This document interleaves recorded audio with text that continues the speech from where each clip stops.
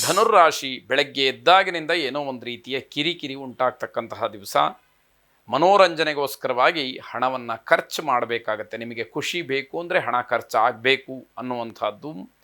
ಯಾವುದೇ ಕೆಲಸವನ್ನು ಮಾಡಬೇಕಾದ್ರೆ ಸ್ವಲ್ಪ ಯೋಚನೆ ಮಾಡಿ ಅನ್ನುವಂಥದ್ದು. ಸಮಯವನ್ನು ಮಾಡಿಕೊಂಡು ಹಿರಿಯರ ಅನುಭವಿಗಳ ಸಂಪರ್ಕವನ್ನು ಬೆಳೆಸ್ಕೊಳ್ಳಿ. ಅವರ ಜೊತೆಯಲ್ಲಿ ಮಾತನಾಡಿ ಅವರ ಸಲಹೆಗಳನ್ನು, ಅವರು ಹೇಳ್ತಕ್ಕಂತಹ ವಿಚಾರಗಳನ್ನು ಮನನ ಮಾಡಿ. ನಿಮಗೆ ಅನುಕೂಲ ಇದೆ. ಉತ್ತಮರ ಭೇಟಿಗೆ ಅವಕಾಶ ಮಾಡಿಕೊಳ್ಬೇಕು ನೀವು. ಅದು ನಿಮಗೆ ಮುಖ್ಯವಾದಂತಹ ಧ್ಯೇಯವಾಗಬೇಕು. ನಿಮ್ಮ ಒತ್ತಡವನ್ನು ಮನೆಯವರ ಮೇಲೆ ಹೇರಬೇಡಿ, ಅದು ಯಾವ ಪ್ರಯೋಜನವೂ ಆಗೋದಿಲ್ಲ.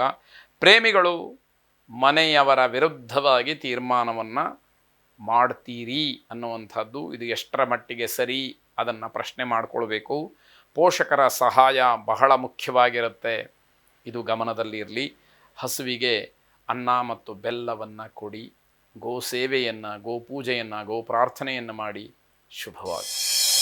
ಮಕರ ರಾಶಿ ತುಂಬ ಆತಂಕ, ತುಂಬ ಚಿಂತೆ ಇರತಕ್ಕಂತಹ ದಿವಸ. ತಾತ್ಕಾಲಿಕವಾದಂತಹ ಸಾಲ ನಿಮಗೆ ತೊಂದರೆಯನ್ನು ಉಂಟು ಮಾಡಬಹುದು.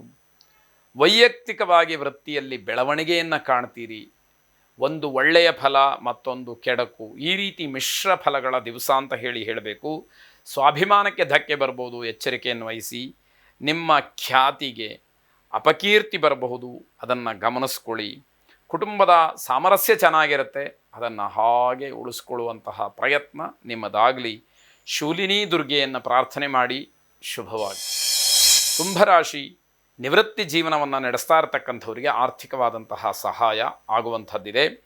ಹಣದ ಹಿಡಿತ ಕೆಲವು ಸಂದರ್ಭಗಳಲ್ಲಿ ನಿಮಗೆ ಅವಮಾನವನ್ನು ಮಾಡ್ಬೋದು. ಯಾವುದೋ ಖರ್ಚು ಮಾಡಬೇಕಾದಂತಹ ಸಂದರ್ಭದಲ್ಲಿ ಪ್ರತಿಯೊಂದು ಪೈಸಕ್ಕೂ ಕೂಡ ಲೆಕ್ಕ ಹಾಕುವಂಥದ್ದು, ಇದು ನಿಮಗೆ ಸಮಾಜದಲ್ಲಿ ಅಥವಾ ಬೇರೆಯವರ ಜೊತೆಯಲ್ಲಿರುವಾಗ ಅವಮಾನವಾಗುವಂತಹ ಸಾಧ್ಯತೆ ಹೆಚ್ಚಾಗತ್ತೆ. ಲಾಭದಾಯಕವಾದಂತಹ ದಿವಸ ಆದರೂ ಕೂಡ ನಿರಾಸೆ ಆಗ್ತಕ್ಕಂಥದ್ದಿದೆ. ಹಳೆಯ ಸ್ನೇಹಿತರಾಗಲಿ ಬಂಧುಗಳಾಗಲಿ ನಿಮ್ಮನ್ನು ಭೇಟಿ ಮಾಡಬೇಕು ಅಂತಂದರೆ ಅವಕಾಶಗಳು ಆಗದೇ ಇರತಕ್ಕಂಥದ್ದು. ಜೀವನಕ್ಕೆ ತೊಂದರೆ ಇಲ್ಲ, ಆದರೆ ಜೀವಭಯ ಯಾವ ರೀತಿ ಇದು ನೀವೇ ಅದನ್ನೆಲ್ಲ ಮಾಡ್ಕೊಳ್ತಕ್ಕಂಥದ್ದು. ಇಂದು ಸ್ಥಿರವಾದಂತಹ ಮನಸ್ಕರಾಗಿದ್ದರೆ ನೀವು ಬಹಳ ಒಳ್ಳೆಯದಾಗಿರುತ್ತೆ. ಪ್ರತ್ಯಂಗಿರ ದೇವಿಯನ್ನು ಪ್ರಾರ್ಥನೆ ಮಾಡಿ. ಶುಭವಾಗಿ. ಕೊನೆಯದಾಗಿ ಮೀನರಾಶಿ ಶಾರೀರಿಕವಾಗಿ ಮಾನಸಿಕವಾಗಿ ತುಂಬ ಅಶಕ್ತರಾಗಿರ್ತೀರಿ.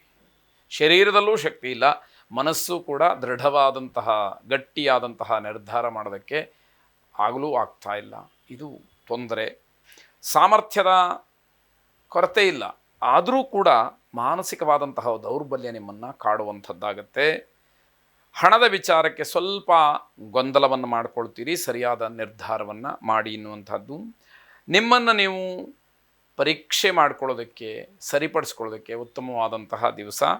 ಸ್ವಲ್ಪ ಚಟುವಟಿಕೆಯನ್ನು ತೋರಿಸಿ, ಆಲಸ್ಯ ಮಾಡುವಂಥದ್ದು ಬೇಡ.